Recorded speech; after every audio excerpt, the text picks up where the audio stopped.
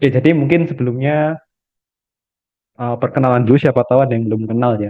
Diperkenalkan, namaku Fahri dan Syeras Dialdin, biasanya dipanggil Reza, dan aku adalah matematika angkatan 2020 yang alhamdulillah sebenarnya sudah lulus, tapi masih diminta nutor. Ini jadi comeback nutor ya, karena aku udah lama nggak nutor mata kuliah sejak terakhir kali di semester 7 alias tahun lalu. Dan terakhir kali nutor juga mata kuliah pengantar analisis 2. Ya, jadi pada kesempatan kali ini kita akan belajar bersama ya, belajar bersama terkait dengan uh, soal-soal pengantar analisis 2 khususnya untuk persiapan UTS, jadi materi sebelum UTS. Nah, aku sudah nyiapin beberapa soal dan aku sudah kirimkan filenya melalui melalui salah satu orang radian yang harapannya sampai ke kalian sih sebagai peserta. Nggak tahu nyampe apa enggak ya.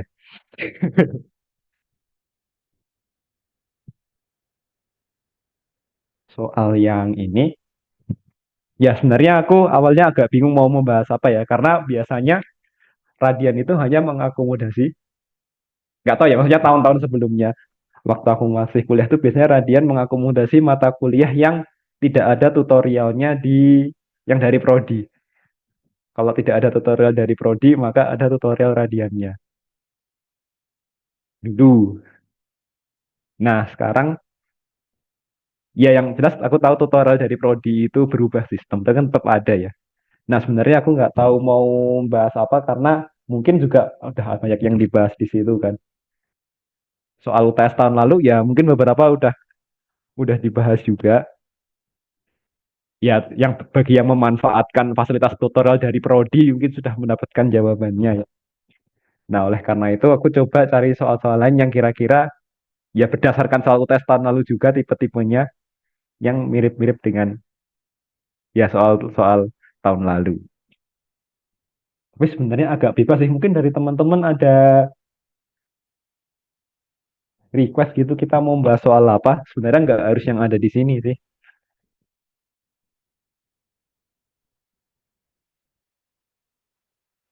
Kalau nggak ada ya udah yang ini aja. Jadi nanti kalau yang belum dapat pembahas, kalau soal UTS ternyata belum pernah dibahas ya silahkan dicoba sendiri sebagai latihan ya. Oke, ada. Satu, dua, tiga. Yang di file aja. Oke, gas. Oke, kita mulai ya. Oke, terima kasih atas responnya ya. Oh ya, kemarin sebenarnya beberapa hari yang lalu aku juga diminta oleh Radian untuk eh, membantu proker Alef ya.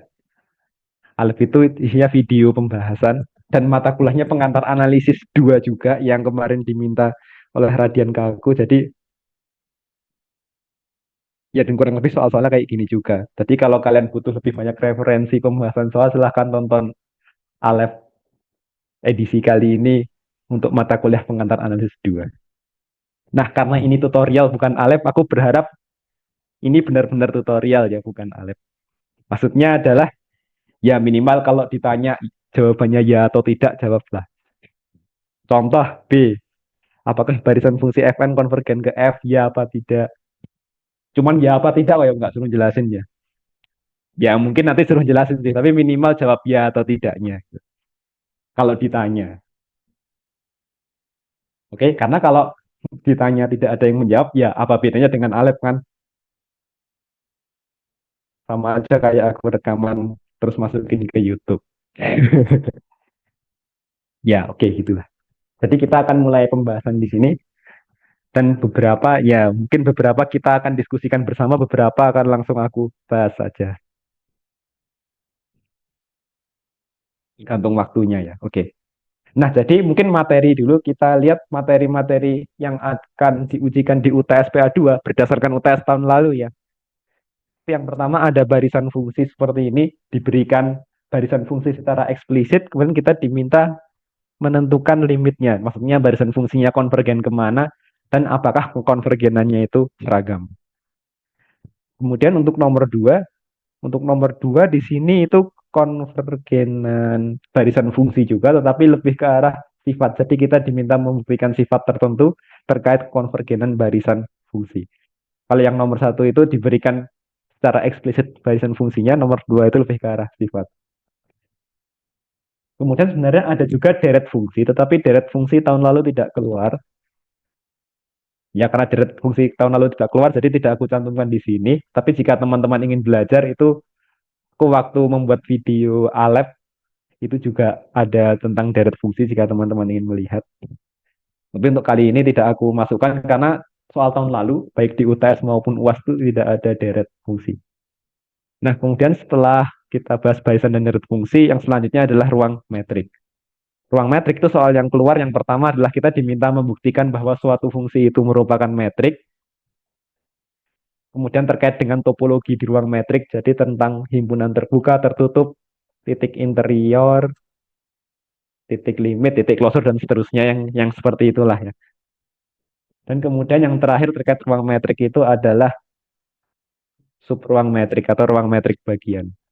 Jadi kalau kita punya ruang metrik X, kita punya Y subset X, X ruang metrik ya, X, D itu ruang metrik, kita punya Y subset dari X, maka Y dilengkapi dengan metrik D yang sama dengan metrik yang di X tadi itu membentuk ruang metrik juga. Nah, ruang metrik di dalam ruang metrik ini kita sebut sub ruang metrik. Jadi itu adalah overview materi yang akan diujikan di UTS. Berdasarkan UTS tahun lalu ya. Ya semoga tahun ini sama ya. Secara materi nggak tahu sih dari tahun ke tahun sih nggak kira-kira sama, nggak terlalu beda. Jadi semoga sama. Oke, ada yang mau ditanyakan terkait materi? Kayaknya enggak. Kalau baru materi biasanya nggak ada pertanyaan. Oke, kita lihat ya. Jadi untuk nomor, kita langsung masuk ke pembahasannya tanpa berlama-lama lagi. Siapa tahu ada yang mau nonton kualifikasi Piala Asia U20 ya. Jadi yang pertama ini barisan fungsi ya. Jadi kita diberikan barisan fungsi seperti ini. Maaf. Untuk setiap bilangan asli n didefinisikan fungsi fn dari interval 0, tak hingga ke r dengan rumus fungsinya. Rumus fungsi fn itu adalah fnx sama dengan x dibagi nx ditambah 1 untuk setiap x anggota dari interval 0 tak hingga ini. Kemudian yang pertama tentukan fungsi f dari 0 tak hingga ke r sehingga barisan fungsi fn konvergen ke f pada 0 tak hingga. Oke, mumpung soalnya masih belum terlalu susah, aku minta coba teman-teman coba tebak kira-kira f-nya apa sebelum kita bahas. Wah, udah ketemu. Oh, gampang dong berarti. Oke, ada yang jawabannya bukan 0?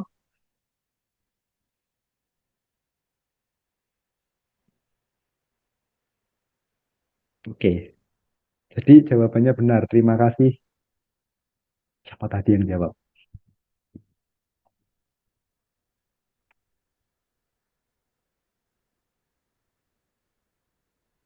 Iqbal. Oke. Oh ya, BTW aku kayaknya dulu waktu kuliah juga jarang motor angkatan 22 ya, kebanyakan motor angkatan 21. Oke, Iqbal 0. Ya, jawabannya benar 0. Kira-kira caranya gimana? Tadi cuma suruh nebak, sekarang ditanya caranya. Ya, intuisinya karena N itu makin besar menuju tak hingga ya. Kalau penyebutnya semakin besar, nanti kan konvergennya ke 0. Oke, tapi ada yang perlu berhati-hati di sini, jadi oke, langsung aja ya.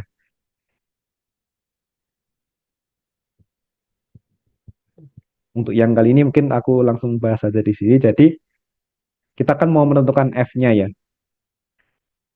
Fungsi F-nya itu, F yang menjadi limit barisan fungsi itu kan definisinya adalah, jadi F dx itu,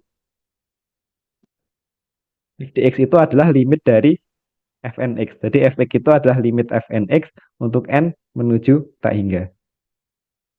Nah, jadi untuk menentukan rumus fungsi f yang pertama kali teman-teman lakukan di sini adalah diambil sebarang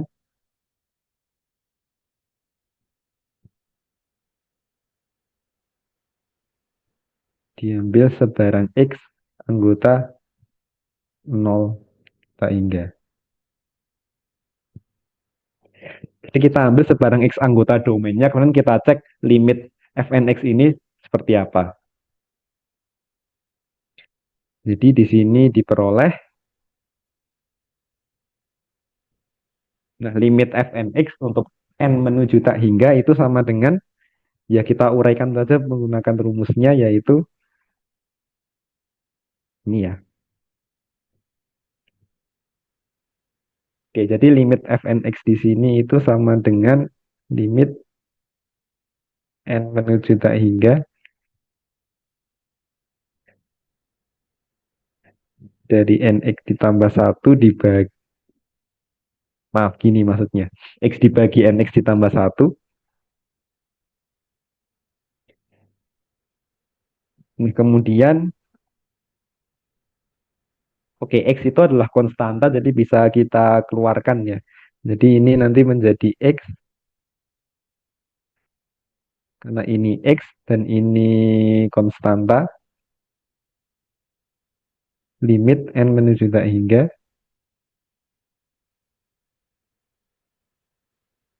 Oh, terus sebenarnya nggak perlu juga sih. Seper NX ditambah satu.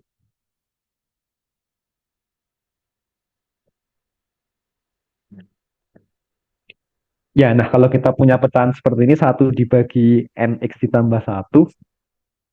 Mungkin kalau teman-teman lihat, N-nya karena N-nya menuju tak hingga, berarti NX plus satu itu menuju tak hingga ya. Hanya saja yang perlu berhati-hati di sini adalah kasus ketika X-nya itu sama dengan nol. Ya, kalau X-nya itu sama dengan nol, kita punya masalah karena kalau X-nya nol, maka NX per satu itu tidak menuju nggak hingga. Jadi seper NX per satunya tidak menuju ke nol kalau X-nya itu nol.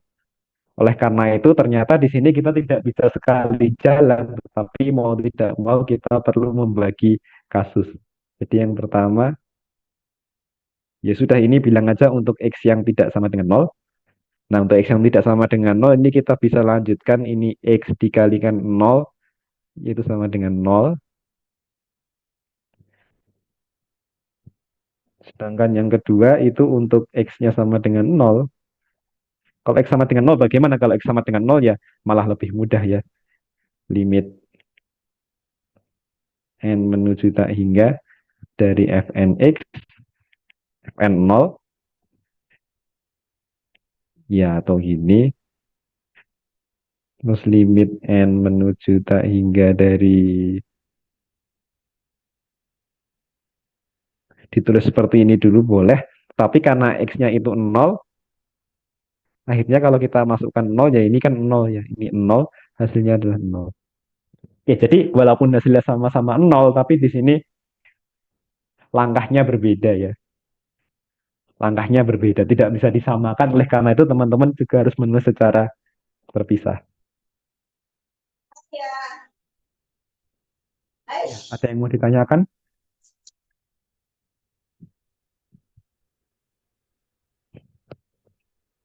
Ya kepencet. Oke, jadi ya udah tinggal kita simpulkan saja di sini ya. Karena semua hasilnya nol, ya kesimpulannya jadi Fn, barisan fungsi Fn ini itu konvergen ke fungsi f, f-nya dari nol tak hingga r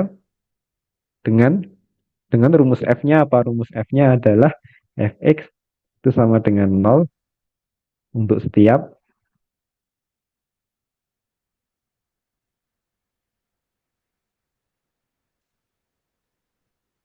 maaf, nol tak hingga. Ya, Jadi jawabannya benar ya, nol. ya. Ya, Ini kacamata mama kan?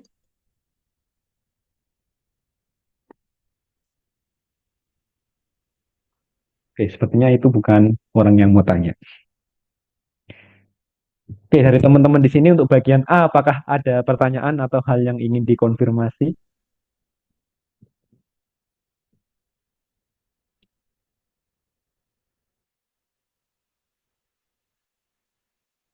Aman, bagus, lanjut. Wah, Iqbal ini sepertinya tidak perlu tutorial ya. Enggak. Enggak adil ya. Kalau bisa jawab, dibilang nggak perlu tutorial. Kalau nggak jawab, dimarahin juga karena nggak aktif. Terus yang ikut tutorial, harapannya yang seperti apa? Ya, enggak. Ikut tutorial itu hak semua mahasiswa ya. Oke, kita lanjut ke yang B ya. Yang B ini pertanyaannya adalah, nah sekarang setelah kita ketemu fungsi f-nya, itu kita diminta menyelidiki apakah barisan fungsi fn konvergen ke fungsi f pada nota hingga di bagian A. Oke, ada yang bisa menebak lagi nggak? Kira-kira ini jawabannya iya atau tidak? Kalau kalian malu chat di tempat umum, bisa private chat aja.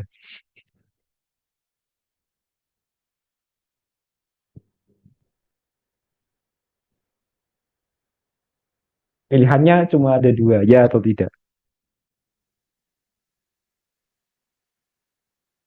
Oh iya, bener juga pertanyaannya ya. Apakah barisan fungsi f konvergen seragam? Kenapa lupa nggak ada seragamnya? Konvergen ya jelas lah ya dari bagian. Oke, terima kasih yang udah mengkonfirmasi ya. Oke, ada yang menjawab ya. Direct message. Ya udah nggak tak bocorin deh. Oke, ada yang lain, ada yang tidak setuju. Apakah barisan fungsi Fn konvergen seragam ke fungsi f pada nol tak hingga?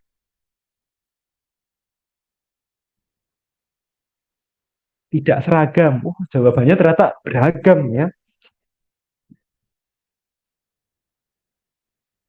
Oh, ya konvergen bukan konvergen seragam. Ya maaf, ini konvergen seragam ya maksudnya ya. Enggak, aku nggak baca. Apakah barisan fungsi Fn itu konvergen seragam? Ya intinya ini seharusnya konvergen seragam bukan sekadar konvergen. Kalau konvergennya jelas.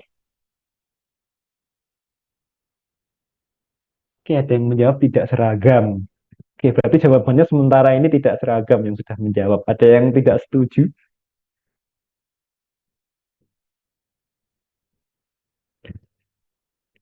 Oke, definisinya apa sih konvergen seragam? Kita review ya.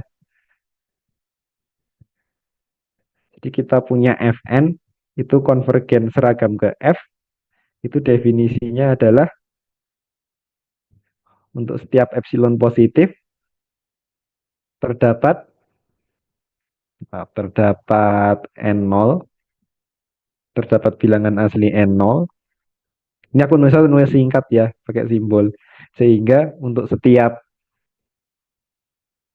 bilangan asli n yang lebih dari sama dengan n0 dan x anggota domainnya yaitu 0 tak hingga dalam hal ini berlaku berlaku apa? Berlaku mutlak fnx dikurangi fx itu kurang dari epsilon. Nah, ini kalau konvergen seragam, kalau tidak konvergen seragam apa? Kalau tidak konvergen seragam itu berarti tinggal kita tarik negasinya. Tinggal. Jadi F tidak konvergen seragam ke, maaf, barisan fungsi Fn tidak konvergen seragam ke F. Itu artinya, ya kita tinggal tarik negasinya. Terdapat epsilon positif. Tapi kalau terdapat itu biasanya kita kasih indeks nol ya untuk simbolnya. Yang sebenarnya hanya simbol aja sih. Tapi kan kalau terdapat itu kan berarti kita ambil bilangannya itu. Maksudnya kalau terdapat itu kan bilangannya kan satu saja. Sedangkan kalau untuk setiap ini kan kita bicara bilangannya secara umum. Di sini bilangan positif secara umum, maka simbolnya epsilon.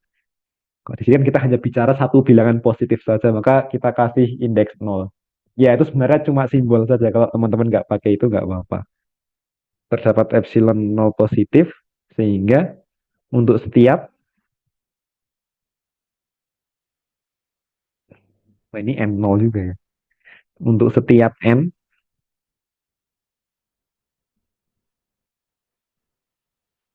anggota bilangan asli,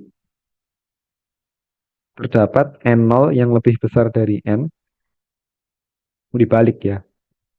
Cuma balik simbol aja. terdapat ini dan terdapat X.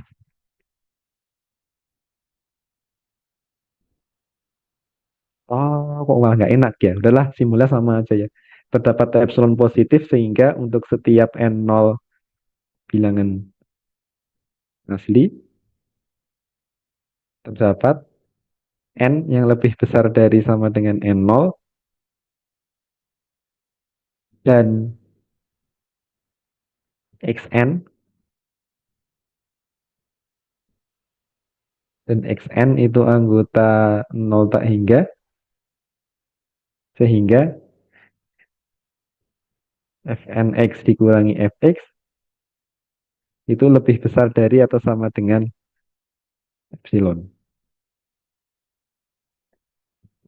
Nah, memang untuk soal seperti ini mau nggak mau kita harus nebak dulu. Jadi kira-kira dia itu memenuhi yang mana? Apakah memenuhi definisi konvergen seragam atau tidak konvergen seragam? Bagaimana untuk menebaknya? Kok teman-teman perhatikan di sini, mau kita membuktikan konvergen seragam atau tidak konvergen seragam itu selalu berjumpa dengan bentuk seperti ini. Ya, bentuk ini. Oleh karena itu, bagaimana kita menebaknya? Ya, kita selidiki saja dulu bentuk yang dilingkari ini. Jadi kita selidiki saja dulu bentuk ini ya. Selidiki bentuk fnx dikurangi fx. Ini nggak usah xn lah, x gini aja lah.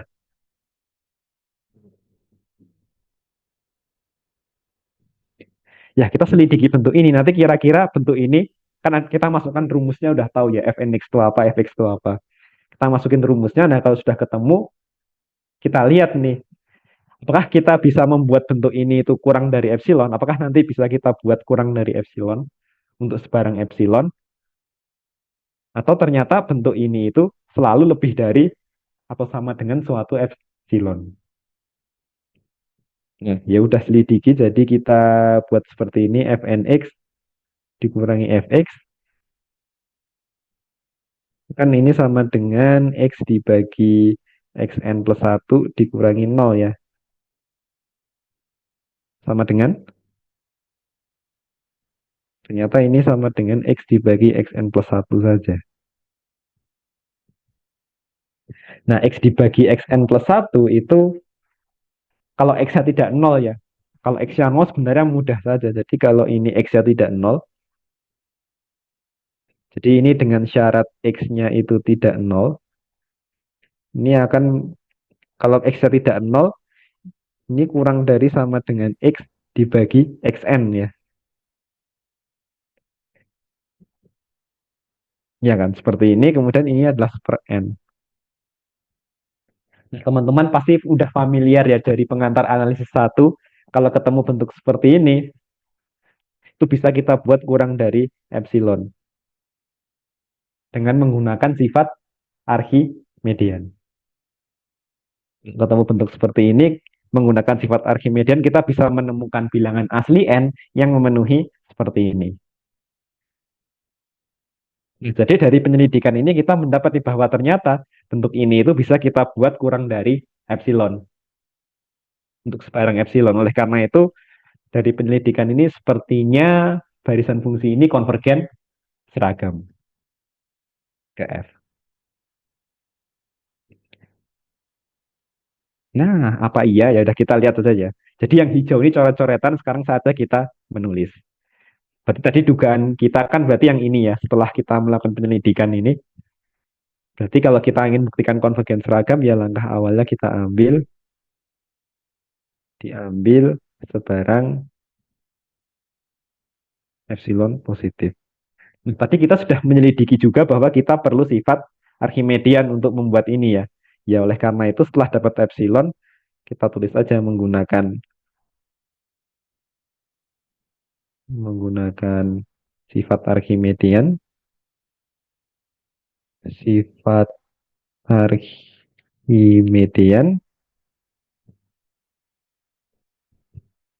terdapat N0 anggota himpunan semua bilangan asli dengan sifat terus sehingga seper N0 itu kurang dari epsilon. Berarti kita udah dapat N0-nya nih. Kita lihat, jadi kita sudah mengambil sebarang epsilon, kita sudah menunjukkan ada N0-nya. Nah, sekarang kita tinggal tunjukkan ini ya. Apakah benar untuk setiap ini bla bla bla bla ini berlaku ini. Nah, apakah benar begitu? Kita akan lihat di sini. Jadi setelah kita dapat ini ya diperoleh untuk setiap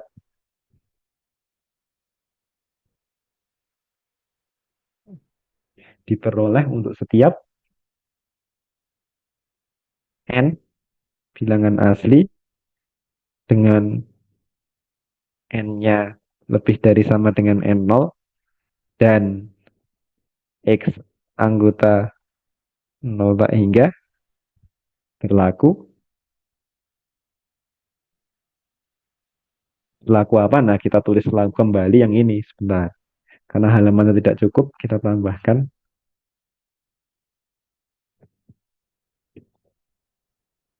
setiap bilangan asli n dengan n lebih dari sama dengan n0 dan x anggota 0 tak hingga berlaku, kita peroleh fnx dikurangi dengan fx. Nah, ini sama dengan, ya kita masukkan saja rumusnya ya, ini x dibagi nx plus 1 dikurangi 0. Ini karena x-nya positif, jadi kita bisa langsung seperti ini saja. Nah, ingat tadi kita perlu asumsi x-nya tidak sama dengan 0 ya di sini ya. Perlu asumsi x-nya tidak sama dengan 0 di sini. Untuk membuat itu, oleh karena itu di sini kita juga tidak sekali jalan ya dalam penulisannya. Jadi tulisannya mau tidak mau kita bagi jadi dua. Jadi sama seperti yang tadi. Ini untuk kasus yang pertama. Ini untuk x yang tidak sama dengan 0. Kita peroleh ini. Nah, ini kurang dari sama dengan x. Kan kurang dari ya. X dibagi ini nx. X dibagi nx. Nah, x-nya bisa kita cancel. Ini seper n. Nah, kemudian karena n-nya lebih dari sama dengan n0, maka seper n ini kan kurang dari sama dengan seper n0. Sehingga hasilnya akan kurang dari epsilon. Kenapa nanggung ya? Saya harus nulis di bawah.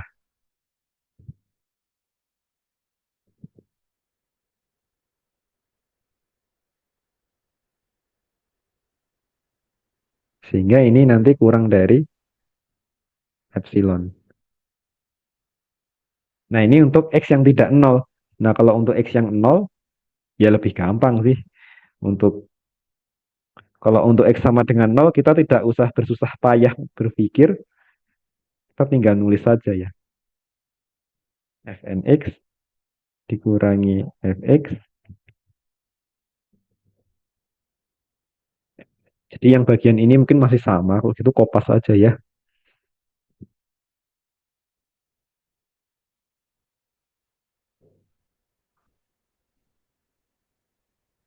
Nah, untuk bagian ini itu sama persis.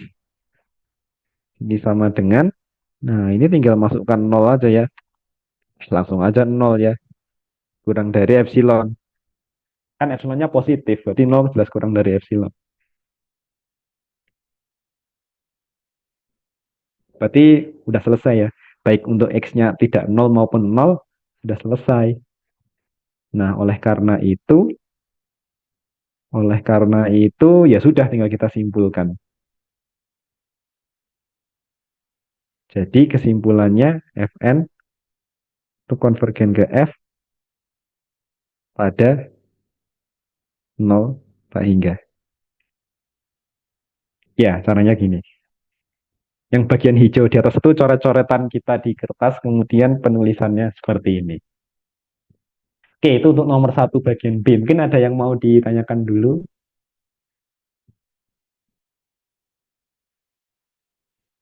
Yang tadi menjawab tidak seragam mungkin ada pendapat, mungkin ada yang ada kesalahan yang aku lakukan atau memang benar ini ternyata seragam.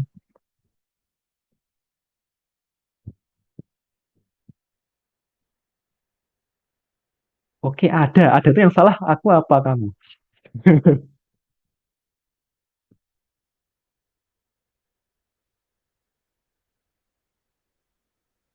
Nah, seharusnya nol.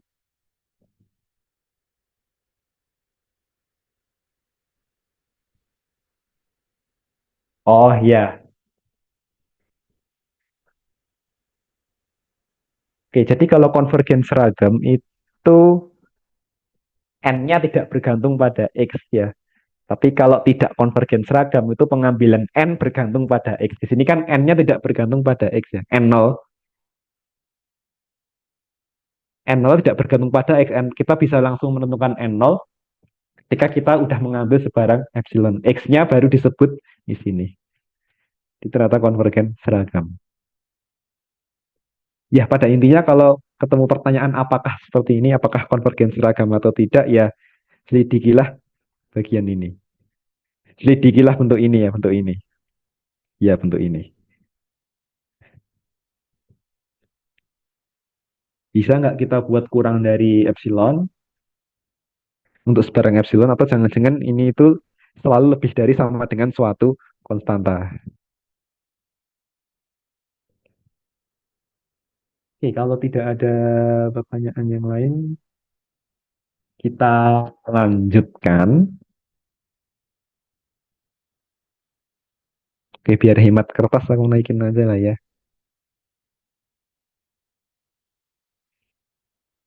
Oke, jadi nomor satu sebentar. Mungkin yang ini konvergen ke fungsi ini.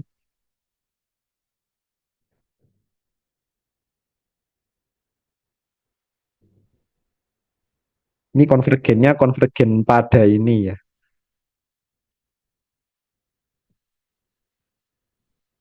Konvergen ini pada nol tak hingga, pada nol tak hingga dengan fx itu sama dengan nol untuk setiap x anggota nol tak hingga. Oke, kita lanjutkan ke nomor 2 jika tidak ada pertanyaan untuk nomor satu. Nah, nomor 2 ini terkait dengan sifat ya, sifat terkait kekonvergenan barisan fungsi.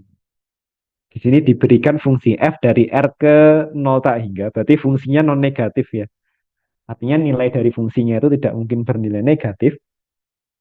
Dengan fx-nya itu kurang dari satu untuk setiap bilangan real x. Jadi fx itu selalu kurang dari satu, tetapi supremum fx itu sama dengan satu. Jadi nilainya kurang dari satu, selalu kurang dari satu, tetapi supremumnya satu. Apakah mungkin ya? Mungkin aja ya. Ilustrasinya gini.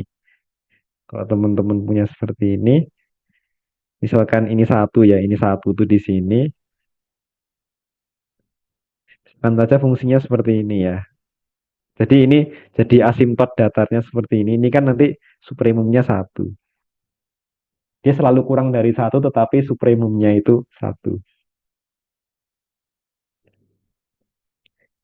Nah, gitu kita punya f. Kemudian untuk setiap bilangan asli n, kita buat fungsi baru nih yaitu fn dengan definisinya fnx. Fnx itu sama dengan fx pangkat n. Itu setiap bilangan real x. Nah, kita diminta membuktikan bahwa barisan yang kita bentuk tadi, entah apapun f-nya ya, entah apapun f-nya, selama f-nya memenuhi kondisi-kondisi yang disebutkan itu, barisan fungsi fn-nya yang kita buat tadi itu selalu konvergen, tetapi tidak konvergen seragam pada R. Nah, berarti di sini ada dua bagian yang harus ditunjukkan. Yang pertama, fn-nya itu konvergen. Yang kedua, fn-nya tidak konvergen. Nah, kalau mau membuktikan konvergen, berarti kita harus punya tebakan dulu nih, limitnya apa. Fn-nya itu konvergen ke fungsi seperti apa. Nah, ada yang bisa membuat tebakan lagi di sini. Fn-nya konvergen kemana ya?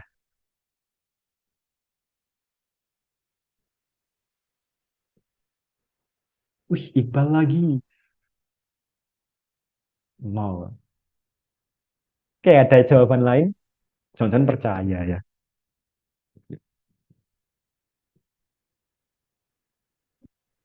Jangan. Oke, ada yang menjawab nol, ada yang jawab satu. Nah, gitu dong. Ada yang nggak percaya gitu loh. Oke, yang jadi masalah sih bukan percaya atau tidak percayanya ya. Tapi kalian itu kalau membaca, kalau menemukan suatu pernyataan matematika itu ya harus bisa menjamin, harus tahu alasannya lah. Jadi permasalahannya bukan sumbernya terpercaya atau tidak, tapi kalian ngerti apa enggak itu bahwa fakta itu memang benar atau fakta itu salah. Karena beberapa teman yang menulis skripsi, weh, kan kalian tahun depan udah mengambil tugas akhir ya. Beberapa temanku yang menulis tugas akhir itu, ya mereka ngambil dari sumber terpercaya gitu. Tapi masalahnya adalah kadang-kadang mereka tidak mencoba untuk memahami. Padahal tugas akhir itu tujuannya adalah bukan sekadar nyalin dari sumber ya, tapi juga harus memahami apa yang dibaca. Jadi kalian tidak bisa, kalau ketika kalian ditanya tidak paham, itu tidak bisa, sumber itu tidak bisa jadi pembelaan ya. Bisa kalian tidak bisa bilang ini sumbernya dari jurnal yang bagus, atau ini sumbernya dari cutting yang udah lulus, udah di ACC. Permasalahannya bukan sumbernya ya, tapi kalian bisa memahami itu atau enggak. Dan sumber yang seperti itu pun kadang-kadang masih bisa salah. Oke, jadi ada yang jawab nol, ada yang jawab satu. Oke, jawaban yang benar adalah nol. Kenapa nol? Sebenarnya kita lihat dari bentuk ini ya. Fx pangkat n nih. Kan fx-nya kurang dari satu nih. Ya, teman-teman sudah belajar di pengantar analisis satu kalau kita punya bilangan antara min satu dan satu ya. Misalkan setengah gitu. Pangkatkan n. Kalau n-nya semakin besar itu, kalau n-nya menuju tak hingga, nanti setengah pangkat n itu kan menuju nol. Ya kan, apapun bilangan yang kurang dari satu di sini, kalau dipangkatkan n, n-nya menuju tak hingga, nanti hasilnya nol. Jadi ya, ya udah gitu. Dan itu sudah caranya juga ya. Jadi nol. Yang menjawab satu, mungkin karena supremumnya satu ya. Tapi kita lihat, konversinya tetap ke nol. Yang satu supremumnya.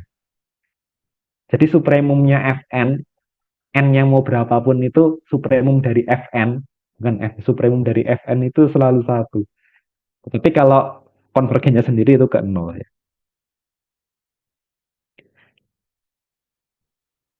Jadi mungkin kita definisikan dulu, dibentuk, atau kita bentuk dulu. Jadi kita bentuk fungsi G dari R ke R dengan Gx-nya itu sama dengan nol untuk setiap X-nya itu anggota R. Nah, kemudian akan ditunjukkan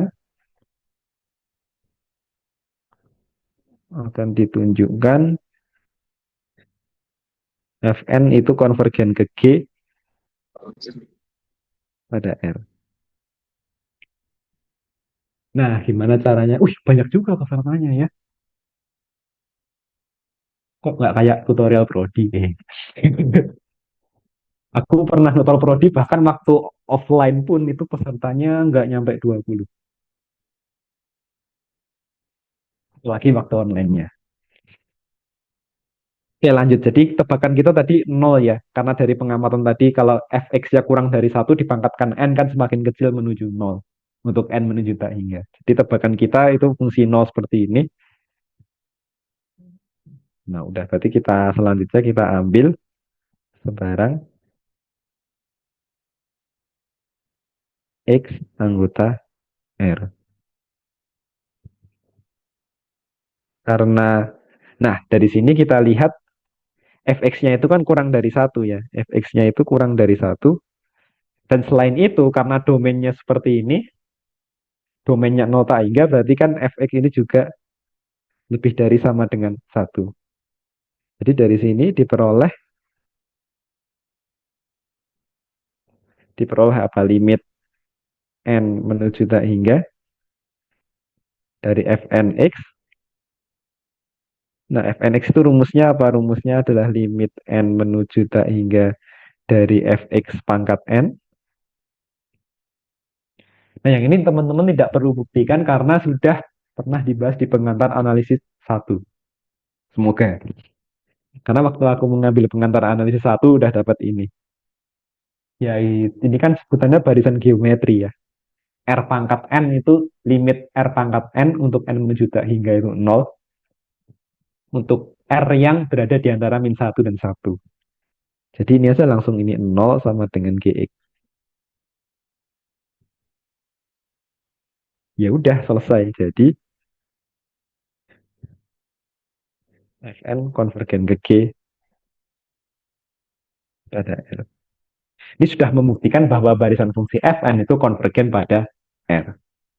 Nah, sekarang tetapi tidak konvergen seragam. Nah, tetapi tidak konvergen seragam ya. Berarti yang ini nggak harus nebak lagi sih. Kita copy ya. Jadi kita lihat target kita seperti ini.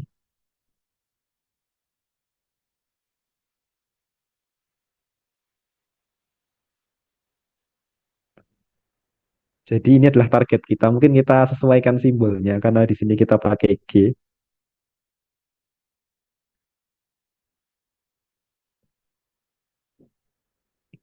Nah, sekarang karena kita ingin membuktikan tidak konvergen seragam, maka target kita adalah seperti ini.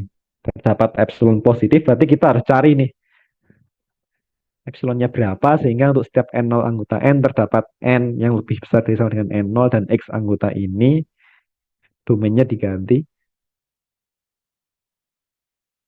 sehingga ini. Nah, sama seperti tadi kita coba selidiki dulu, kita selidikilah bentuk ini. Fnx dikurangi Gx. Yang tidak lain adalah ini Fx pangkat N dikurangi nol.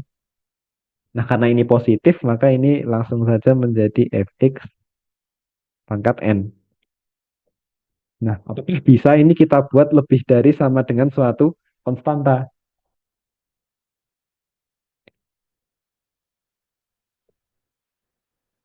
Katakan kita pengennya berapa? Setengah ya.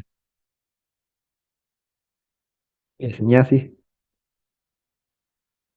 ya kita belum tahu konstantanya berapa ya.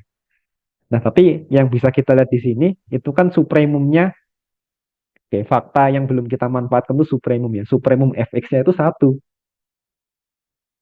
Kalau supremumnya satu itu artinya apa? Kalau supremumnya satu berarti yang kurang dari satu bukan batas atas. Oke, teman-teman harus mengingat kembali materi pengantar analisis satu.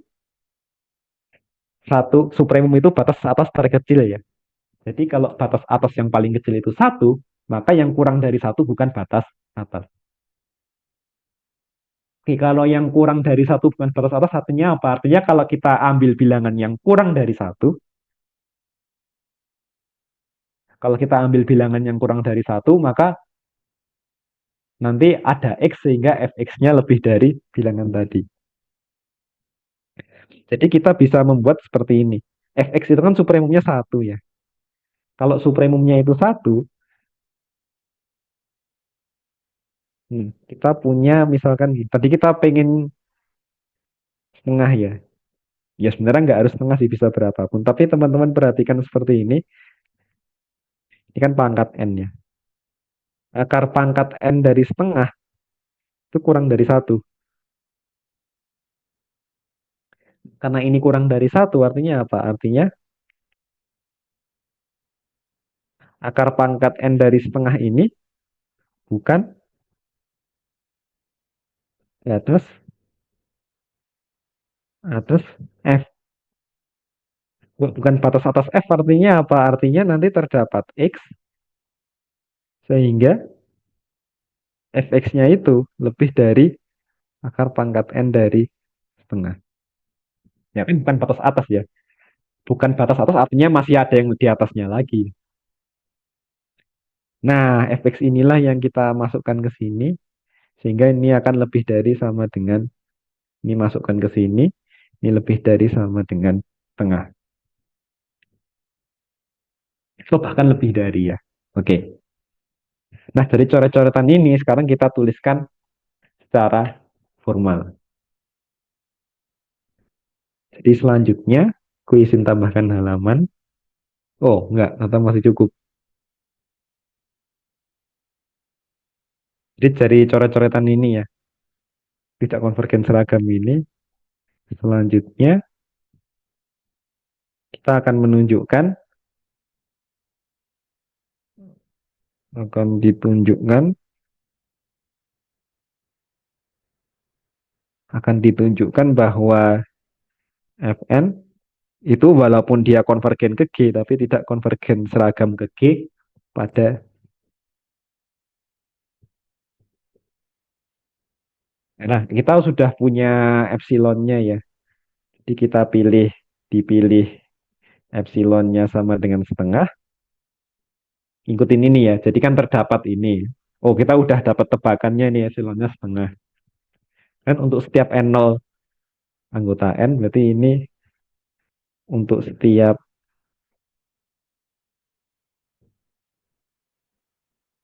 n0 itu bilangan asli, dipilih,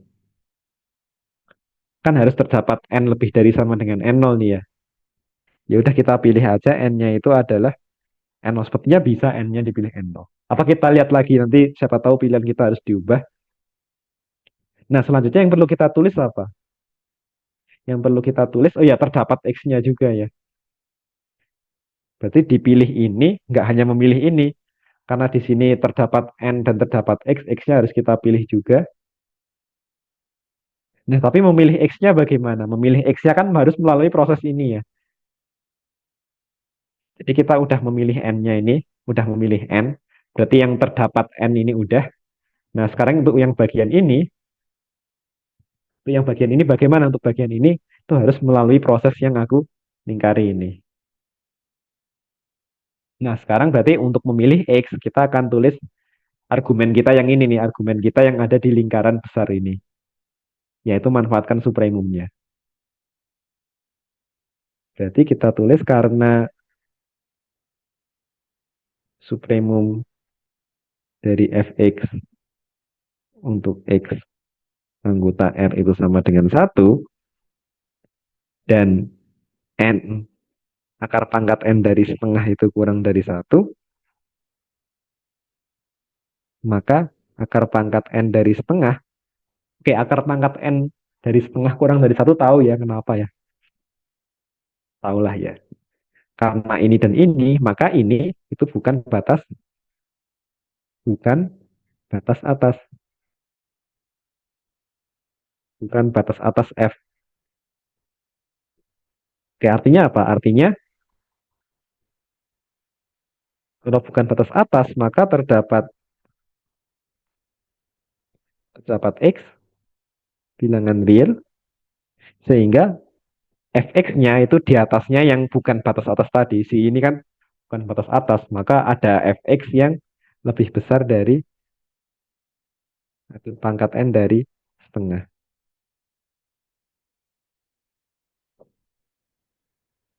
Nah, di sini diperoleh, setelah dapat ini diperoleh, ya sudah kita selidiki ini fnx. Tinggal menulis saja sih, semua bahan yang kita perlukan kan sudah ada ya. Fnx kurangi ini adalah fx pangkat n dikurangi 0. Kemudian ini menjadi fx pangkat n lebih dari sama dengan, oh ya langsung aja lah ya. Atau mungkin gini dulu boleh.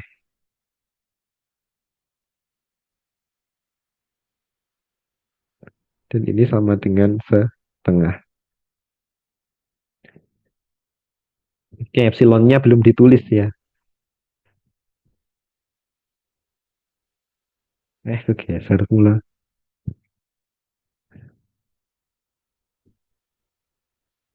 sama dengan setengah sama dengan epsilon. Nah, jadi terbukti bahwa Fn itu tidak konvergen seragam ke G. Ada R. Ya, jadi ini adalah yang harus kita lakukan untuk membuktikan dia tidak konvergen seragam. Jadi pemilihan X-nya memanfaatkan fakta supremum itu ya. Ini mengambil X anggota R ini didasarkan pada fakta supremum ini dan juga ini. Oke, apakah harus tengah? Enggak. Kalian boleh mengambil akar pangkat N dari sepertiga atau 2/3, per 5 juga boleh. Yang lain-lain asal kurang dari satu ya. Pokoknya akar pangkat N dari sesuatu ini harus kurang dari satu. Oke, mungkin ada yang ingin ditanyakan. Secara umum epsilonnya apapun boleh ya. Epsilonnya apapun boleh, nanti ini tinggal akar pangkat N dari epsilon.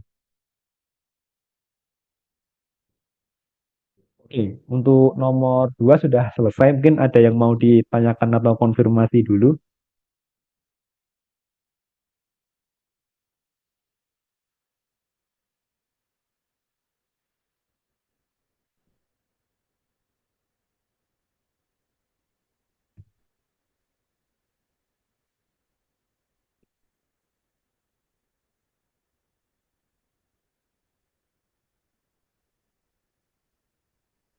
Dan oh iya, penyelidikan seperti ini ya.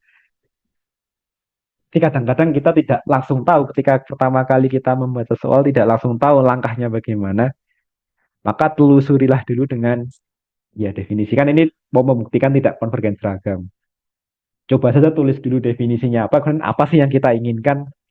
Oh, yang kita inginkan tuh itu seperti ini. Nah, kalau kita pengennya seperti ini, tentu kita harus tahu ininya kan. Coba ininya diuraikan, kemudian selidiki bagaimana membuat dia lebih dari sama dengan suatu epsilon. Mungkin di penyelidikan ini teman-teman bisa ini buat aja epsilon ya. Terus ini juga semua di sini epsilon.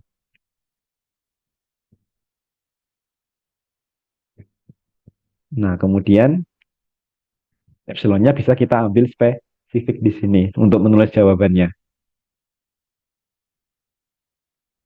Oke. Nah, kalau tidak ada pertanyaan untuk nomor 2, kita lanjutkan ya. Nah, biasanya yang susah itu membuktikan sifat ya. Kalau kita dikasih barang eksplisitnya itu biasanya lebih mudah.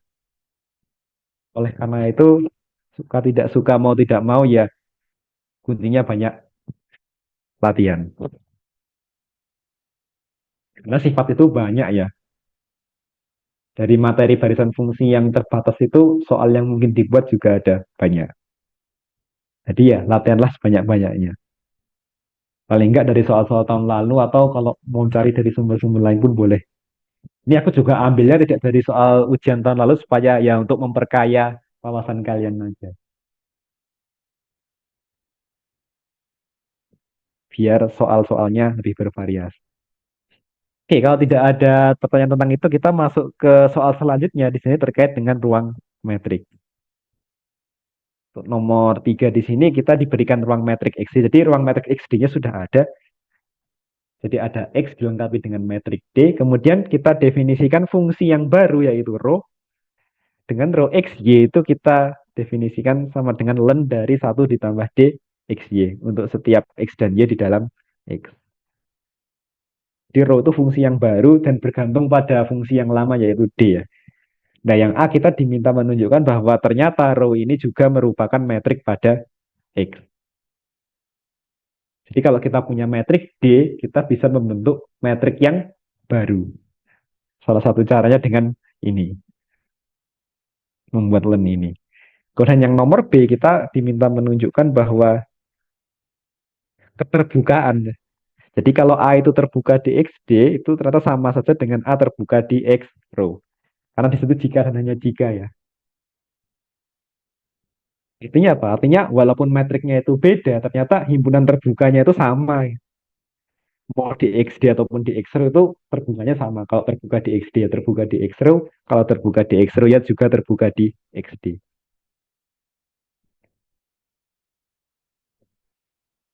Ya, jadi kita lihat dulu yang nomor A. Untuk yang nomor A mungkin sifat metrik ada beberapa ya. Jadi aku mungkin untuk sifat pertama sampai ketiga aku langsung saja karena di sini cukup trivial. Di sebelum ke sini kita ambil dulu lah ya. Enggak, bener gini. Diambil sebarang. Jadi kita ambil di awal saja di sini X, Y, Z anggota X. Nah, untuk sifat metrik yang pertama di sini aku ingin membuktikan yang bagian non negatifnya ya. Jadi metrik itu harus non negatif. Jadi yang ini cukup jelas diperhatikan bahwa, nah ingat bahwa D itu sudah merupakan metrik. Kalau D sudah merupakan metrik, maka sifat-sifat metriknya D itu bisa langsung kita pakai di sini. Misalkan untuk bagian pertama ini kita perlu memanfaatkan ke non negatifannya D.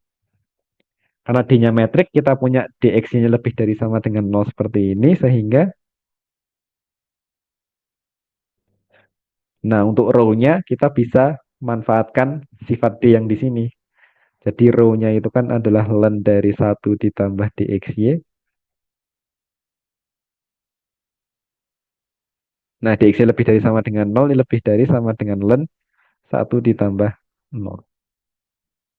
Teman-teman tahu bahwa grafik fungsi len itu maaf, len itu adalah fungsi naik ya. Kalau kita gambarkan grafiknya kan seperti ini. Jadi ini satu, dan ini seperti ini. Naik ya. Jadi len itu fungsi yang naik. Jadi kalau yang di dalam sini kita ganti dengan yang lebih kecil, itu nilainya juga akan mengecil di sini. Nah, ini adalah len satu. Nah, len satu itu adalah nol. Jadi kita sudah membuktikan bahwa rho XY itu lebih dari sama dengan nol di sini. Nah, selanjutnya untuk yang nomor 2,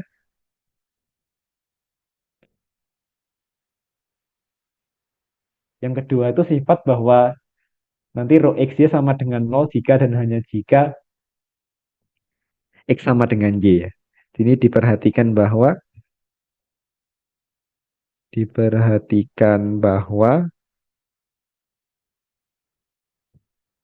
kalau rho XY itu nol, nah ini ekuivalen dengan kita masukkan aja rumus ln satu ditambah dxy itu sama dengan nol.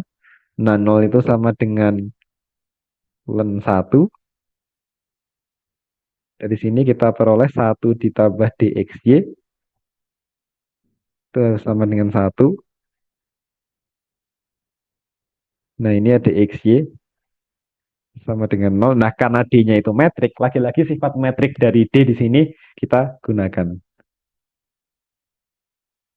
Dxy sama dengan nol itu jika dan hanya jika X sama dengan Y. Menggunakan sifat metrik dari D. Jadi sifat metrik dari D akan selalu kita gunakan ya, karena D-nya udah diketahui metrik. Di sini ini sifat metrik dari D, ini juga sifat metrik dari D. Sifat metrik yang dimiliki D ya. Oke, masih cukup straightforward atau langsung. Nah, yang ketiga itu adalah sifat simetrisnya. Sifat simetris ya lagi-lagi kita manfaatkan sifat simetris yang dimiliki oleh D. Jadi di sini rho XY, rho XY di sini itu sama dengan len satu ditambah DXY sama dengan len. Nah, karena D-nya simetris, bisa langsung kita balik seperti ini. Dan ini tidak lain adalah rho YX.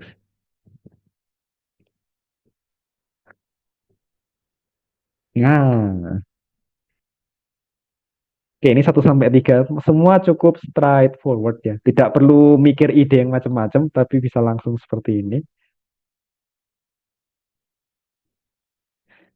Nah, sekarang yang nomor 4 itu adalah nomor 4 itu biasanya yang paling sulit yaitu ketaksamaan segitiga.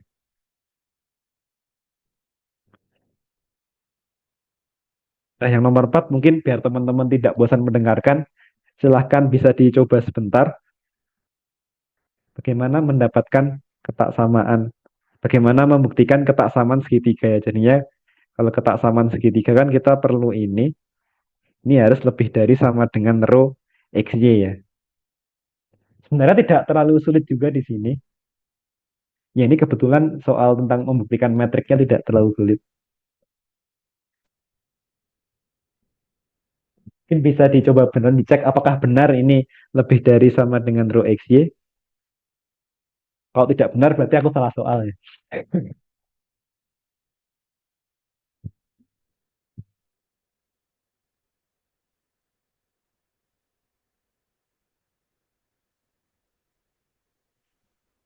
Nah, coba dicek sebentar. Mungkin aku bantu tuliskan di sini. Jadi ini kan sama dengan len satu ditambah dxz ditambah len dari satu ditambah dzy. Nah, selanjutnya bagaimana? Oke, ada yang tahu selanjutnya diapain sehingga nanti kita peroleh,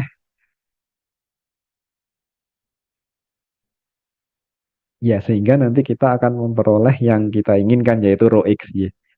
Target kita akan mendapatkan rho xy. Jadi ini jadi apa? Ini jadi apa? Sehingga kita bisa mendapatkan rho xy. Oh, ada ketaksamaannya lah ya. Nah, ada yang tahu bagaimana kelanjutannya?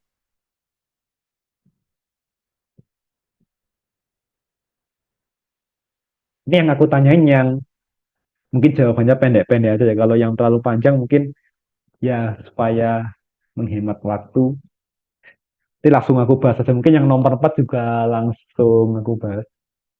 Semoga waktunya cukup.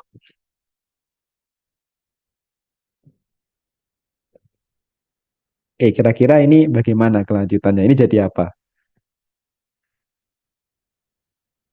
Yang bagian ini.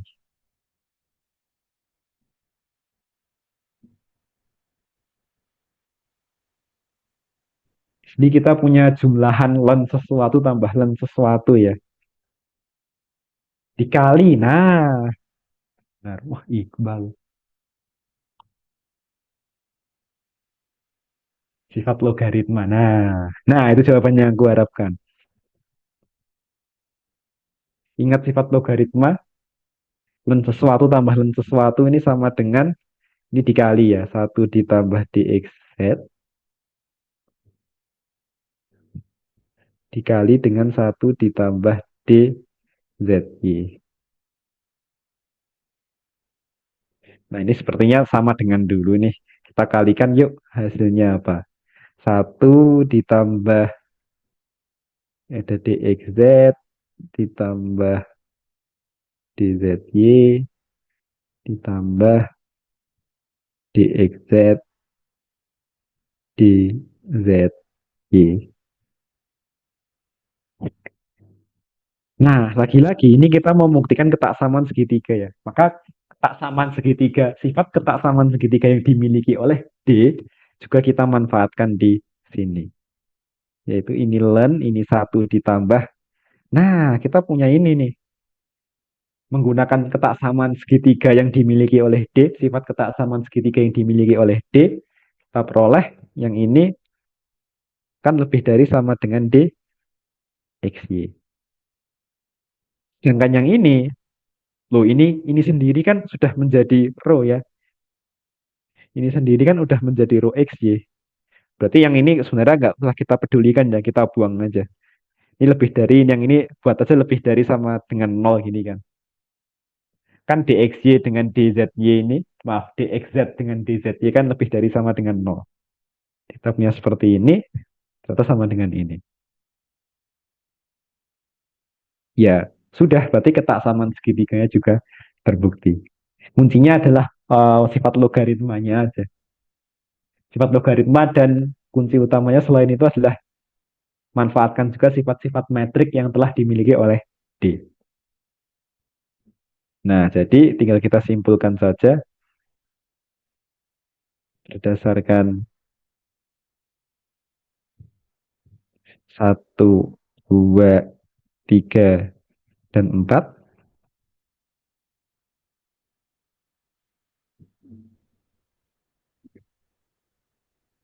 terbukti bahwa rho ini merupakan metrik. Rho merupakan metrik pada X. Ya, oke.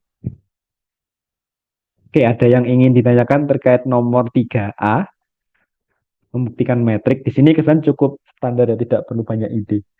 Kalau kalian ingin membuktikan metrik yang perlu ide itu yang tahun lalu. Soal tahun lalu itu sebenarnya bukan ide sih. Soal tahun lalu itu ada fungsi injektif ya. Jadi ada didefinisikan suatu metrik tapi ada hubungannya dengan suatu fungsi injektif F. Silahkan dicek soal tahun lalu ya. Bagi yang belum tahu. Itu sebenarnya juga tidak sulit. Yang penting teman-teman ingat definisi fungsi injektif apa. Nah, soal 2 tahun lalu, tahunku waktu aku ambil PA2, nah itu yang perlu perlu ide. Sayangnya di naskah soal aslinya itu ada kesalahan ya. Itu sebenarnya ada counter example-nya, itu bukan metrik yang soal 2 tahun lalu. Tapi aku meraba-raba sih, sepertinya pembenarannya. Jadi soalnya itu salah, aku bisa kasih counternya, tapi kira-kira ralat dari soalnya seperti apa gitu. Dan setelah aku ralat menurut keyakinanku sendiri, akhirnya ya bisa dibuktikan. Nah, satu lagi kalau ingin pembuktian metrik yang cukup menantang, silahkan teman-teman cek video Alep ya. Di sana aku kasih contoh satu metrik yang cukup menarik.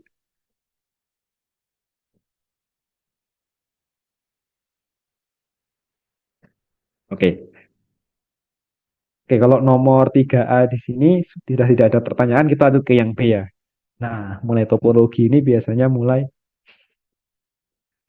mulai susah. Buktikan bahwa untuk setiap A subset X, A terbuka di XD jika dan hanya jika A terbuka di X row. Oke, yang B ya. Kita amati dulu deh. A terbuka di XD. Definisinya apa ya A terbuka di XD? Oke, untuk setiap X di dalam A, terdapat R positif, sehingga bola dengan pusat X berjari-jari R itu subset dari A. Jadi definisi silahkan teman-teman review sendiri ya. Ini BXR. Oke, tapi karena di sini metriknya D, karena di sini kita membahas dua metrik, maka alangkah baiknya bolanya kita bedakan ya. Jadi ini BDXR itu subset A. Nah, kemudian A terbuka di X row itu artinya untuk setiap X anggota A terdapat, oke, R-nya sebenarnya secara umum tidak harus sama dengan yang atas ya. Dari 0 sehingga di sini B row. R ini subset dari A. Nah, di sini kita lihat dari definisi ini, kita dapat melihat bahwa yang menentukan keterbukaan suatu himpunan di ruang metrik itu adalah bolanya ya. Jadi di sini yang jadi penentu di sini itu adalah bolanya di sini. Nah, oleh karena itu, karena pernyataan yang ingin kita buktikan itu terbuka di XD jika dan hanya jika terbuka di X row, ini kita memunculkan sebuah dugaan ya, dugaan bahwa berarti bola BDXR dengan B row XS ini ada hubungannya. Harusnya ada hubungannya dong karena terbukanya di XD dengan terbukanya di X row pun juga berhubungan kan. Jadi bola yang ada di sini itu, wah sepertinya juga akan ada hubungannya.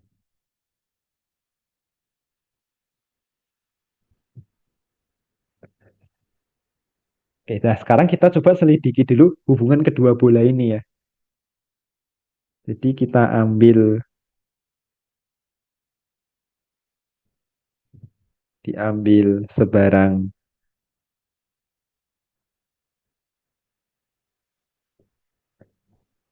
X anggota R, kok R, X besar seperti ini, dan R positif. Nah, kita perhatikan bahwa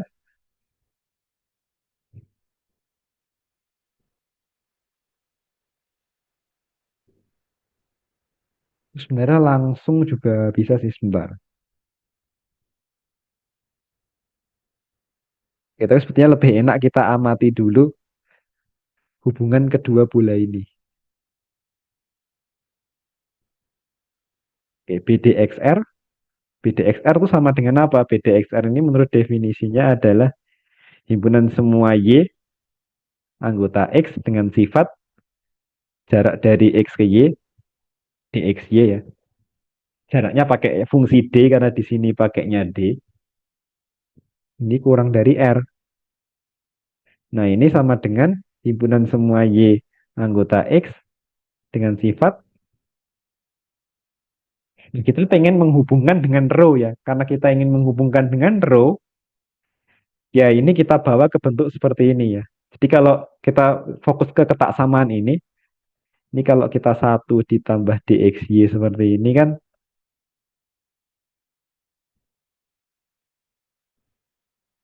ini R tambah satu ya. Satu tambah R begini. Nah, ini sama dengan himpunan semua Y anggota X dengan sifat. Nah, terus kita kasih len ya. Ini kan sama ya. Len satu ditambah R.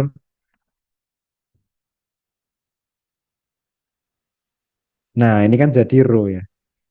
Himpunan semua Y anggota X dengan sifat row XY kurang dari len satu ditambah R.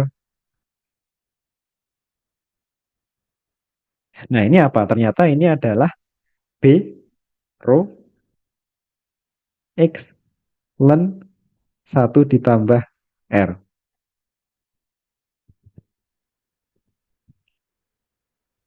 Nah, jadi ternyata kita sudah melihat hubungannya nih. Ternyata dari sini kesimpulannya apa? Kesimpulannya adalah bola terbuka di XD, bola terbuka di XD itu ternyata juga merupakan bola terbuka di X row.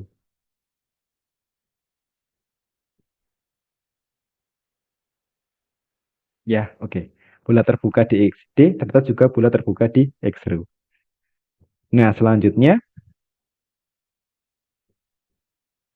nah setelah kita membuktikan itu bahwa ternyata dua bola-bola di dua ruang metrik itu berhubungan, sekarang kita siap untuk membuktikan yang terbuka jika dan hanya jika itu.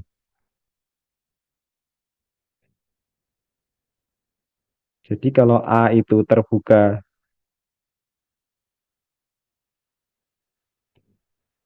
di XD, ini kan jika dan hanya jika menurut definisi untuk setiap X anggota A terdapat R positif sehingga BD XR subset dari A. Nah, ini ekuivalen dengan untuk setiap X anggota A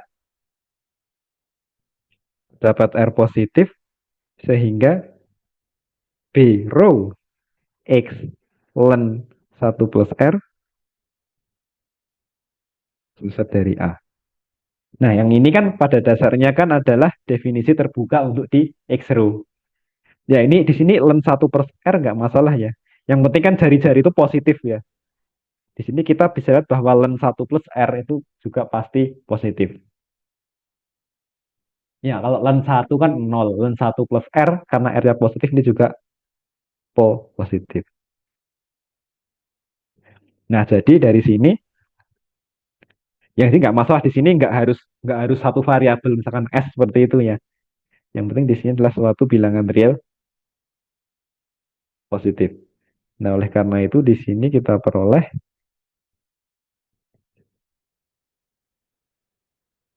bentar, bener ya. Oke, terdapat R positif sehingga itu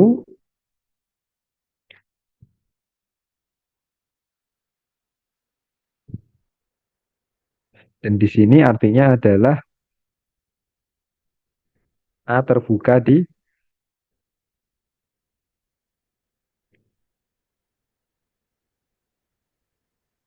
X row. Nah, udah. Sebenarnya sampai sini udah selesai ya. Kan yang diminta membuktikan A terbuka di sini, jika dan hanya jika A terbuka di sini. Jadi di sini kita bisa sekali jalannya. Kita bisa sekali jalan.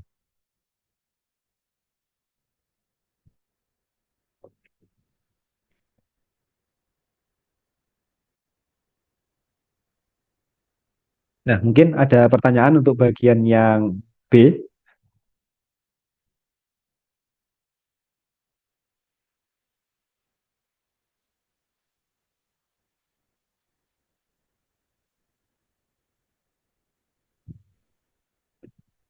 Ya, sebenarnya kalau teman-teman di sini tidak yakin bisa sekali jalan, kita bisa 2 kali jalan yaitu di sini A terbuka. Jadi tinggal kita balik ya, ini X row. Ini kan untuk setiap X anggota A terdapat R positif sehingga B row XR itu subset A. Nah, ini untuk setiap X anggota A terdapat R positif sehingga nah kalau dari B row ke BD ini kebalikannya. Jadi kalau di sini kan yang semula R, di sini yang mula-mula itu R ini dibawa ke len 1 plus R. Nah, kalau kebalikannya berarti kalau di sini itu R, di sini adalah inverse dari fungsinya itu ya. Yaitu di sini adalah BD BD X dari ini E pangkat R minus 1. Teman-teman bisa cek bahwa BD X E pangkat R minus 1 nanti kalau dibawa ke row jadi seperti ini. Ini subset A.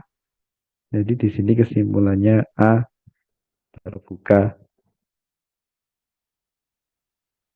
di X di.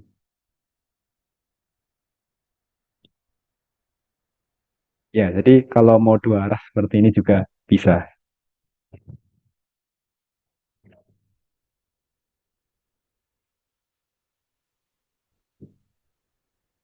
Oke, ini nomor 3 di sini sudah ya. Mungkin ada yang mau ditanyakan dulu untuk soal nomor 3 baik A maupun B.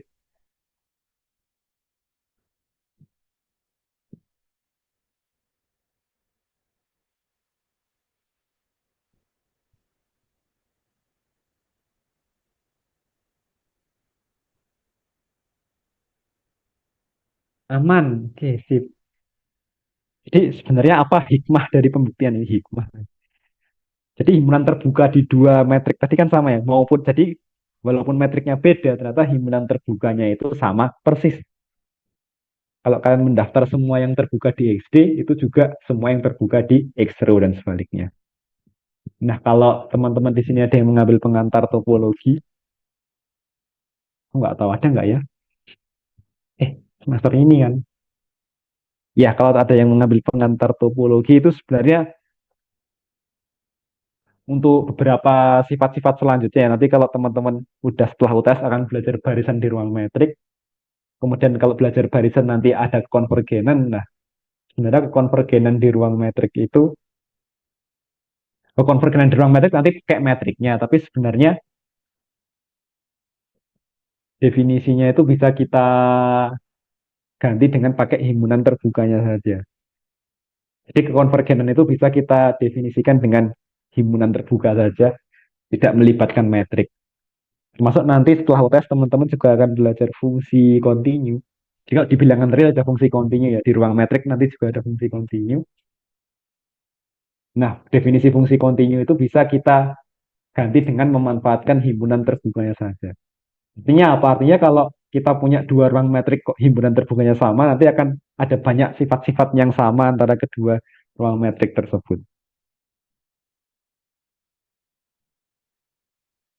Ya, itu hanya sedikit informasi tambahan. Ini kalau tidak ada pertanyaan lagi untuk nomor 3, kita lihat nomor 4 ya. Di sini diberikan ruang metrik X. Di sini tidak disebutkan secara spesifik metriknya apa, karena nanti juga nggak kepakai juga metriknya. Secara eksplisit metriknya nggak kepakai. Jadi di sini diberikan ruang metrik X dan himpunan tak kosong Y subset X. Buktikan bahwa untuk setiap A subset Y berlaku PXA itu merupakan himpunan tertutup di X, kemudian interior A di Y itu sama dengan A diiris interior A gabung Y komplement di X. Oke, teman-teman kalau melihat bentuk yang rumit seperti ini jangan takut duluan. Pokoknya tulis aja dulu dan telusuri menggunakan definisi yang teman-teman punya. Yang pertama, oke, yang bagian A kita diminta menunjukkan bahwa BXA. Oke, jadi BX ini adalah himpunan semua titik atas A di X ya.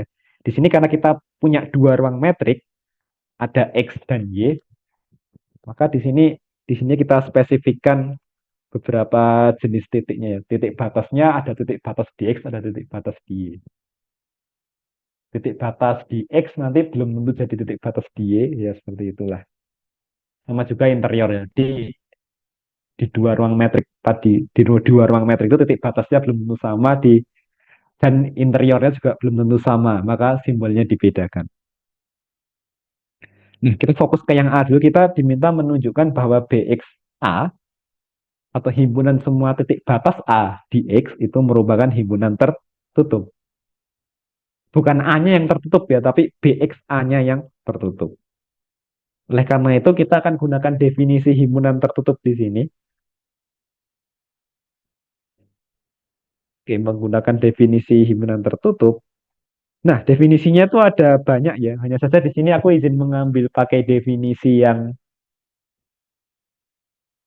aku dapat di kelasku dulu. Karena dulu waktu tahun lalu aku nutor PA 2, oh lupa definisinya sama apa beda ya. Tapi yang jelas kalau teman-teman cek referensi itu definisinya bisa berbeda-beda di setiap referensi, walaupun ekuivalen. Nah, di sini aku izin pakai yang closure ya. Jadi tertutup itu kalau closure-nya, kalau himpunan itu sama dengan closure-nya sendiri. Jadi A itu tertutup kalau A sama dengan A closure. Nah, tapi di sini kan yang diminta menunjukkan tertutup itu bukan A-nya ya, tetapi BXA-nya. Jadi seperti ini. Nah, secara spesifik lagi, sebenarnya yang subset yang ini kan sudah jelas, sehingga cukup ditunjukkan yang ini saja untuk menunjukkan BXA itu tertutup. Oleh karena itu di sini kita diambil sebarang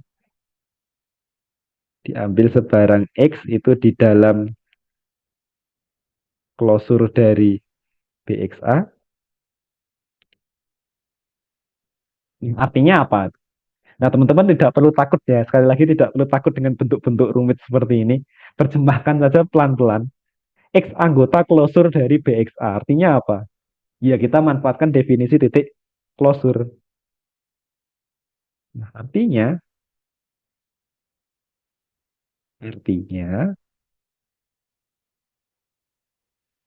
definisi titik klosur itu apa? Artinya untuk setiap,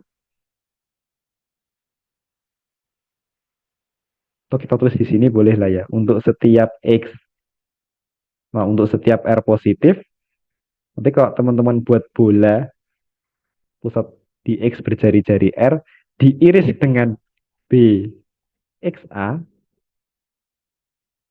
itu di sini tidak sama dengan himpunan kosong.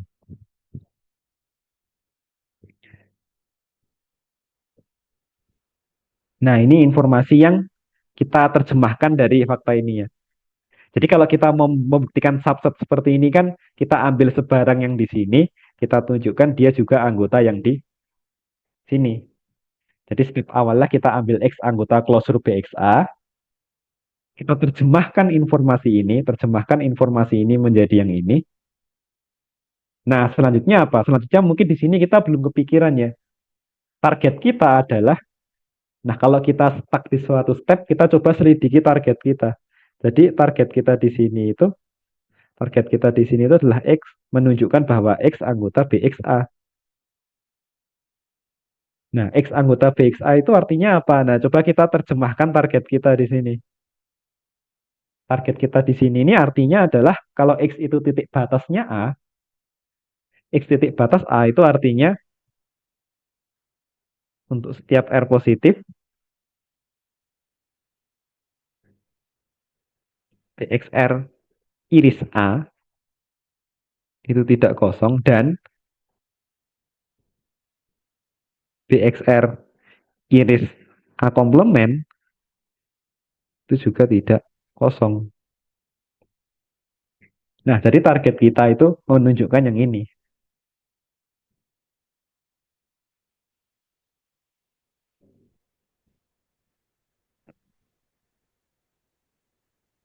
Nah, bagaimana cara kita mendapatkan yang itu?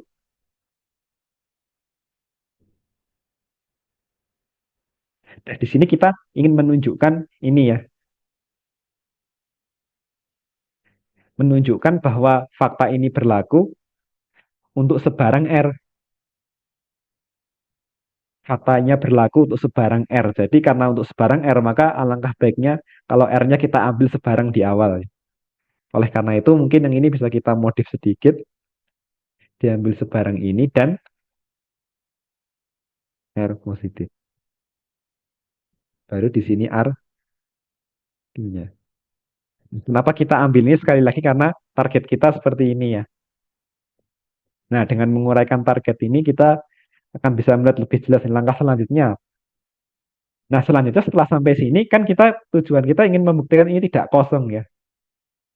Tidak kosong itu artinya Tidak kosong itu artinya ada isinya. Iyalah ya. Tidak kosong itu artinya ada isinya. Nah, isinya apa? Jadi kita harus mencari isi dari si ini itu apa.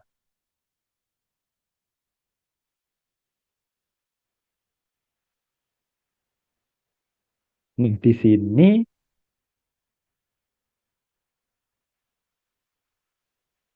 oke, yang kita punya itu adalah ini ya, irisan dengan BXA. Padahal kita butuh irisan dengan A dengan A komplement.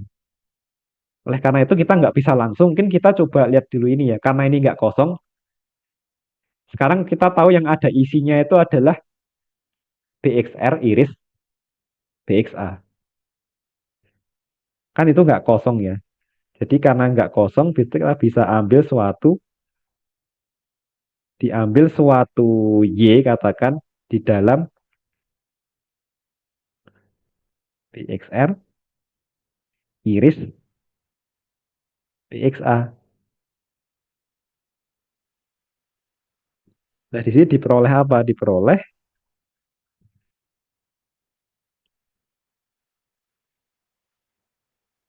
Nah, sekarang kita coba terjemahkan dulu. Ini kan irisan ya. Y anggota irisan ini berarti kan Y-nya itu anggota BXR dan yang kedua Y-nya itu anggota dari BXA.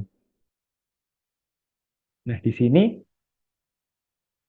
Y anggota BXR dulu nih. Y anggota BXR. Nah, teman-teman itu seharusnya sudah pernah dibuktikan di kelas bahwa bola itu merupakan himpunan terbuka. Bola itu merupakan himpunan terbuka. Bola terbuka merupakan himpunan terbuka. Ya, bola terbuka itu himpunan terbuka.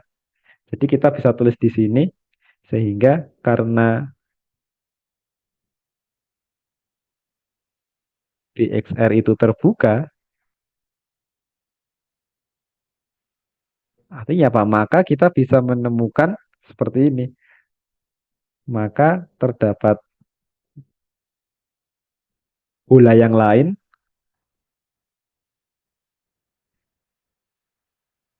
sehingga seperti ini ya.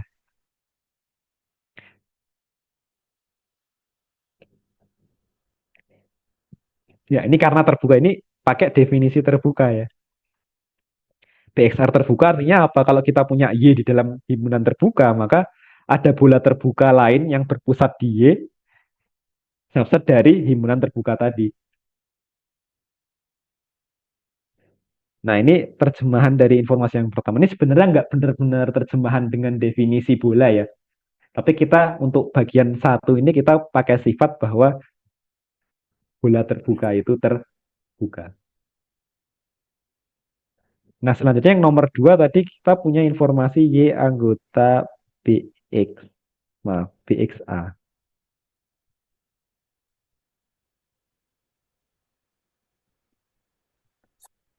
Nah, ini kita mau artikan seperti apa nih? Nah, anggota titik batas itu kan berarti kalau kita setiap kali kita punya persekitaran berjari-jari, maaf, setiap kali kita punya bola berjari-jari, maaf, bola berpusat di Y, kalau diiriskan dengan A maupun A komplement hasilnya tidak kosong. Nah, di bagian satu kita udah punya bola ini nih. Nah, mungkin bola yang ini coba kita pakai di sini ya. Jadi artinya di sini kan BYS iris A ini tidak kosong dan BYS iris A komplement itu juga tidak kosong. Nah, akibatnya, nah teman-teman bisa lihat di sini bahwa BXR itu lebih besar dari BYS ya. Kan BYS di dalamnya BXR. Jadi BXR itu lebih besar dari BYS. Nah, di sini kalau yang kecil saja tidak kosong, kalau ini saja tidak kosong, apalagi kalau BYS-nya kita ganti dengan yang besar, yaitu ini.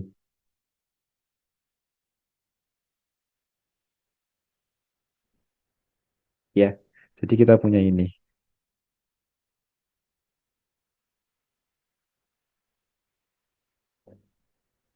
Jadi kalau yang kecil saja tidak kosong, apalagi yang besar. Nah, akibatnya di sini apa? Wah, ternyata tahu-tahu kita sudah sampai ke target kita ya,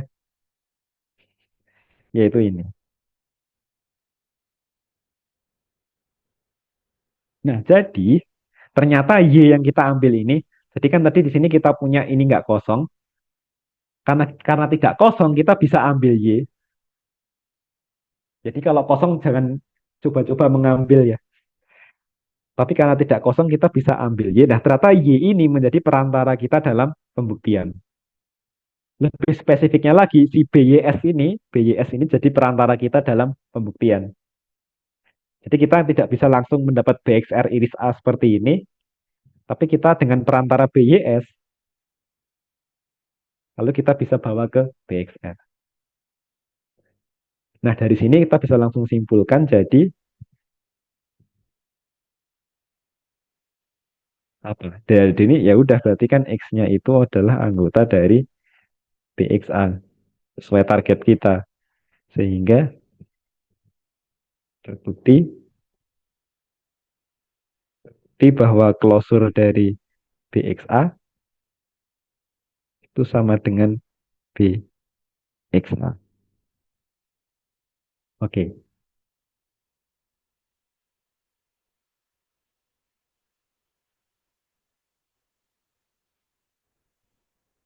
Nah, itu untuk yang bagian A. Mungkin ada yang ingin ditanyakan dulu untuk bagian A di sini. Ini ya.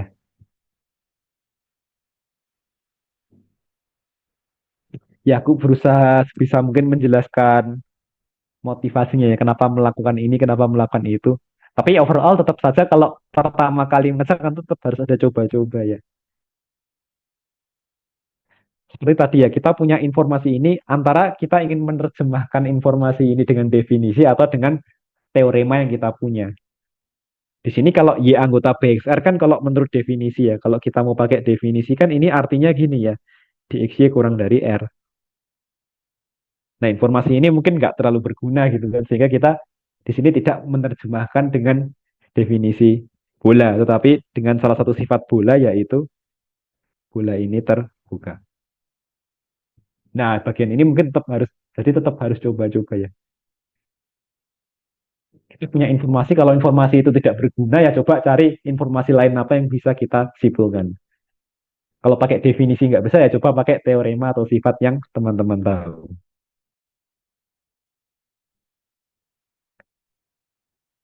Oke, ada pertanyaan untuk bagian A.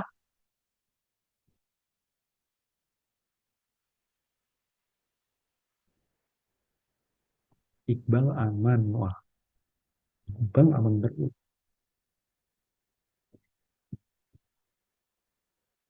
Ya, kalau aman, kita lihat, oke, waktunya sampai jam berapa ya? Apakah ada panitia di sini? Panitia. Apakah ada PJ di sini?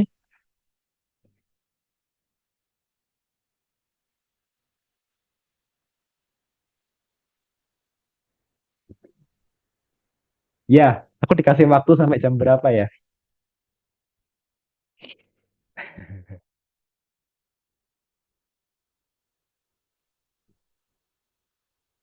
Kita tinggal 21.10 kan? Udah 21.10 nih. Pas kan? Nggak pas ya, karena ada satu yang belum. Tapi itu sudah 4 soal.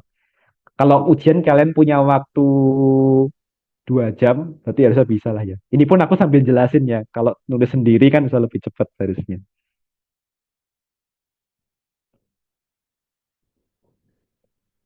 Ya, untuk yang arah sebaliknya itu sebenarnya aku sudah coret-coret ya di sini. Jadi mungkin nanti bisa aku tambahkan di catatannya saja. Nanti catatannya akan aku bagikan karena waktunya juga sudah habis ya. Jadi yang untuk yang bagian B, untuk bagian B itu kan kita diminta membuktikan ini ya. Kita diminta menunjukkan kesamaan dari dua himpunan. Nah, berarti kan kita buktikan kiri subset kanan dan kanan subset kiri ya. Jadi seperti ini berarti kiri subset kanan untuk yang ini, kemudian yang bawah kanan subset kiri. Nah, nanti aku tambahkan di catatannya dan teman-teman bisa pelajari. Itu mungkin karena waktunya sudah habis, jadi mungkin yang nomor 4B izin aku lampirkan saja begitu pembahasannya. Oke, nah, oke, karena waktunya sudah habis, nanti yang itu aku tambahkan, tapi mungkin sebelum aku tutup ada pertanyaan secara umum yang sebelum-sebelumnya juga boleh, selain nomor 4B ya.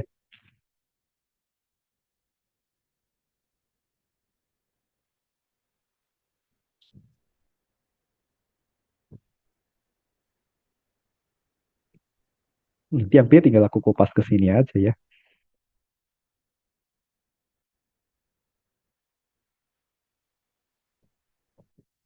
Oke, kalau tidak ada pertanyaan,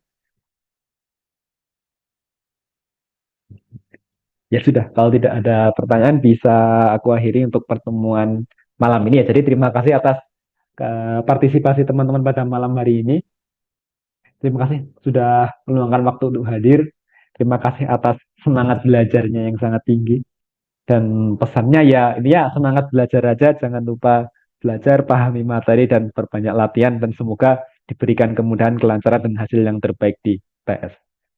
Mungkin gitu, kalau tidak ada pertanyaan aku tutup. Wassalamualaikum warahmatullahi wabarakatuh.